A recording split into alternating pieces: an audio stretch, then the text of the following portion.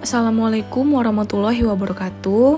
Pertama-tama, marilah kita panjatkan puji syukur kita kepada Allah Subhanahu wa Ta'ala karena telah memberikan rahmat, kesehatan, dan keselamatan.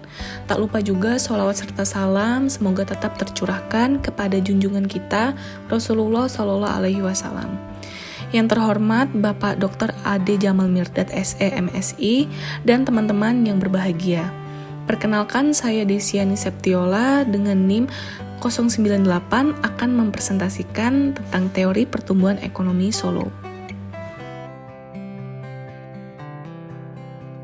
Sebelum kita masuk ke materi untuk presentasi, berikut adalah table of contents yang akan dibahas pada presentasi kali ini.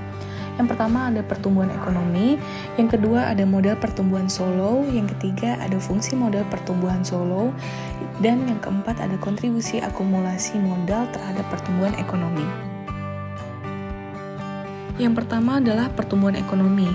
Pertumbuhan ekonomi merupakan suatu proses perubahan perekonomian suatu negara yang terjadi secara berkesinambungan untuk menuju keadaan yang lebih baik. Pertumbuhan ekonomi juga dapat diartikan sebagai proses kenaikan produksi suatu perekonomian yang diwujudkan dalam bentuk kenaikan pendapatan nasional. Pertumbuhan ekonomi juga merupakan indikator penentu keberhasilan pembangunan ekonomi di suatu negara dan kenaikan jangka panjang dalam kemampuan suatu negara untuk menyediakan barang-barang ekonomi kepada penduduknya. Kemampuan ini tumbuh sesuai dengan kemampuan teknologi dan ideologi yang diperlukan. Lalu selanjutnya ada model pertumbuhan Solo. Model pertumbuhan neoklasik Solo adalah model pertumbuhan ekonomi jangka panjang dengan melihat 3 faktor utama, yakni akumulasi modal, pertumbuhan tenaga kerja, dan produktivitas multifaktor. Model ini merupakan pilar yang sangat memberi kontribusi terhadap teori pertumbuhan neoklasik sehingga penggagasnya, Robert Solow, dianugerahi hadiah Nobel di bidang ekonomi. Model ini merupakan pengembangan dari formulasi Harrod-Domar dengan menambahkan faktor kedua, yakni tenaga kerja, serta memperkenalkan variabel independen ketiga, yakni teknologi, ke dalam persamaan pertumbuhan. Selanjutnya ada fungsi model pertumbuhan Solo. Model pertumbuhan ekonomi Solo mengadopsi fungsi produksi Cobb-Douglas untuk menjelaskan faktor penentu output jangka panjang dalam perekonomian atau PDB potensial. Fungsinya sebagai berikut, Y sama dengan AK alfa L beta, yang dimana Y itu merupakan output agregat, L merupakan jumlah tenaga kerja, K merupakan jumlah modal, A merupakan produktivitas multifaktor atau produktivitas faktor total, alfa merupakan elastisitas output modal, serta beta merupakan elastisitas output tenaga kerja. Alfa dan beta adalah konstan dan ditentukan oleh teknologi yang tersedia.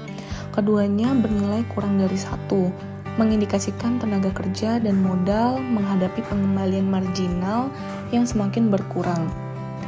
Alfa plus beta sama dengan 1 yang menunjukkan skala pengembalian konstan. Dengan demikian, jika jumlah tenaga kerja dan modal pada saat yang sama meningkat 2 kali lipat atau mengasumsikan total faktor productivity konstan, output juga akan meningkat menjadi 2 kali lipat.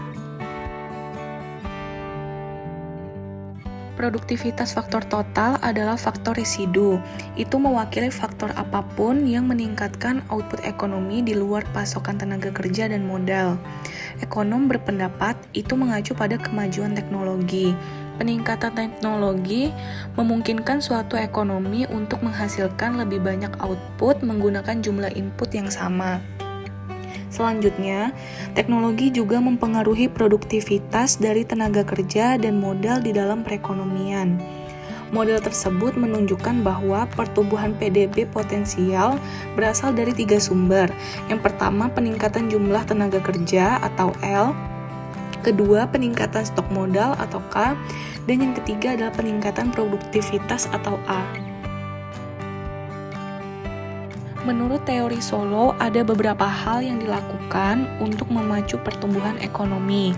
Meningkatkan porsi tabungan akan meningkatkan akumulasi modal dan mempercepat pertumbuhan ekonomi. Selain itu, meningkatkan investasi yang sesuai dalam perekonomian, baik dalam bentuk fisik maupun non-fisik. Mendorong kemajuan teknologi dapat meningkatkan pendapatan per tenaga kerja, sehingga pemberian kesempatan untuk berinovasi pada sektor swasta akan berpengaruh besar dalam pertumbuhan ekonomi. Kontribusi akumulasi modal terhadap pertumbuhan ekonomi. Model ini menunjukkan kepada kita bagaimana pentingnya investasi modal fisik bagi pertumbuhan ekonomi jangka panjang suatu negara.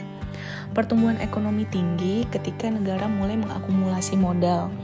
Pertumbuhan akan melambat ketika proses akumulasi berlanjut karena adanya pengembalian yang semakin berkurang, sehingga akumulasi modal akan memberikan dampak yang lebih besar ketika rasio modal per pekerja lebih rendah, seperti di negara-negara berkembang. Negara berkembang seharusnya menikmati pertumbuhan ekonomi yang lebih tinggi daripada negara maju. Itu mengarah pada konvergensi ekonomi. Ketika negara-negara berkembang mengakumulasi modal, output per kapita dan standar hidup mereka akan menyusul negara-negara yang awalnya lebih maju. Dengan demikian, semua negara akan memiliki standar hidup yang sama dan mencapai kondisi yang stabil. Namun, pada kenyataannya, prediksi seperti itu tidak terjadi. Negara-negara berkembang seperti India, Malaysia, Brasil, dan Cina pada umumnya tidak dapat mengejar negara-negara maju. Lalu, apakah model Solow salah memprediksi?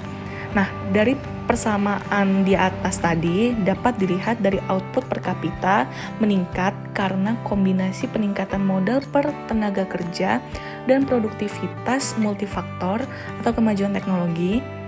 Jadi, selama negara maju mendorong kemajuan teknologi, konvergensi ekonomi tidak akan tercapai. Sekian presentasi dari saya, mohon maaf atas kekurangannya dan terima kasih untuk perhatiannya. Wassalamualaikum warahmatullahi wabarakatuh.